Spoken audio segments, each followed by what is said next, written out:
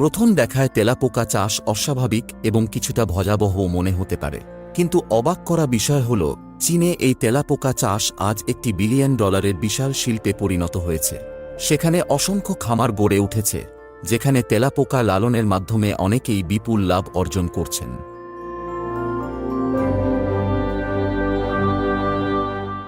প্রশ্ন উঠতে পারে, চীন কেন এই ছোট অথচ স্থিতিস্থাপক প্রাণীগুলোর পেছনে এত বিনিয়োগ করছে? কি এমন রয়েছে এই পোকাগুলোর মধ্যে যা তাদের এত মূল্যবান করে তুলেছে? আজকের আলোচনায় আমরা তেলাপোকা খামারের পেছনের অজানা ও বিস্ময়কর সত্য জানার চেষ্টা করব।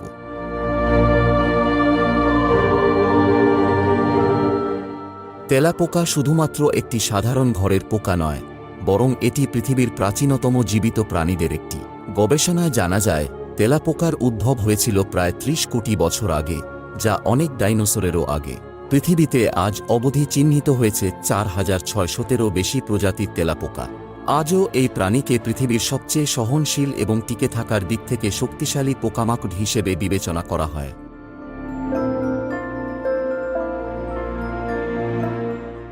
মানুষ যতই কীটনাশক ব্যবহার করুক বা পরিবেশ বদলে ফেলুক না কেন, তেলাপোকা তার অস্তিত্ব ধরে রাখতে সক্ষম হয়। এর পেছনে রয়েছে তাদের রাসায়নিক প্রতিরোধ ক্ষমতা এবং প্রতিকূল পরিবেশে টিকে থাকার অসাধারণ সামর্থ্য। দ্রুত বংশ বিস্তার এবং কঠিন পরিস্থিতিতে বেঁচে থাকার শক্তি তেলাপোকাকে করে তুলেছে অনন্য। এমনকি অনেক বিজ্ঞানী ভবিষ্যৎবাণী করেছেন, যদি কোনো একদিন মানব সভ্যতা ধ্বংস হয়ে যায়, তবুও তেলাপোকা হয়তো এই গ্রহে তাদের অস্তিত্ব বজায় রাখবে।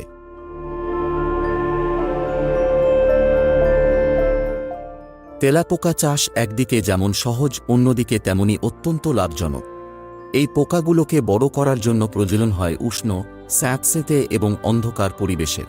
সাধারণত তাদের কাঠের পাতার মধ্যে রাখা হয়, কারণ এটি তাদের স্বাভাবিক বাসস্থানের সংকীর্ণ ফাটলগুলোর মতো পরিবেশ তৈরি করে।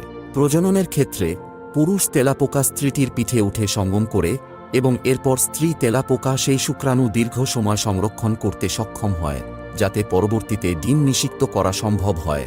আবার সঙ্গমের প্রয়োজন পড়ে না। খামারের মালিকরা স্ত্রী তেলাপোকার ডিম পাড়ার জন্য বিশেষ ট্রে তৈরি করেন। এই ট্রেগুলো এমনভাবে ডিজাইন করা হয় যাতে একটি সুরক্ষিত, স্যাঁতসেঁতে ও অন্ধকার পরিবেশ পাওয়া যায়।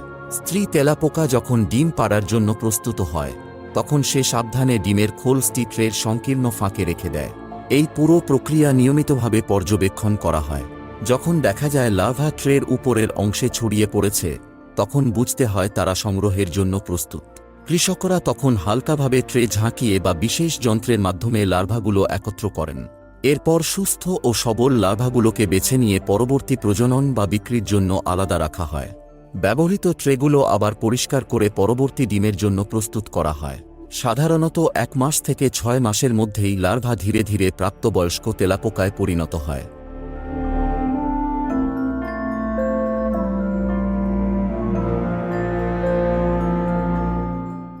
অনেক খামারে একটি বিশেষ পদ্ধতি ব্যবহার করা হয়, যাকে ঝাঁকুনি পদ্ধতি বলা হয়।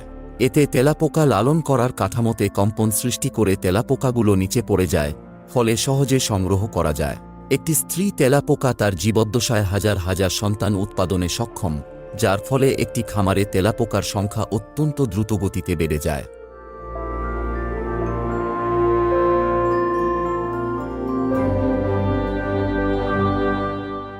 বছরে কোটি কোটি তেলাপোকা উৎপাদন সম্ভব।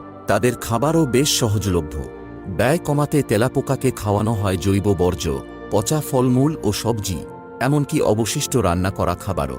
কিছু খামারে চালের তুষ এবং সয়াবিনের গুঁড়ো মিশিয়ে একটি পুষ্টিকর খাদ্য তৈরি করা হয়, যা তাদের দ্রুত বৃদ্ধি ও প্রজননে সহায়তা করে।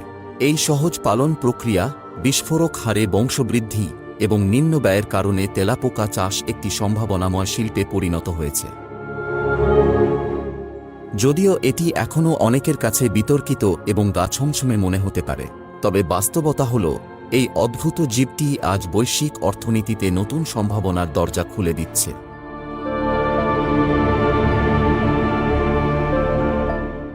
প্রতি সপ্তাহে বিশ্বজুড়ে প্রায় 4 বিলিয়ন ক্যান কার্বনেটেড পানীয়ের জন্য ব্যবহৃত হয়।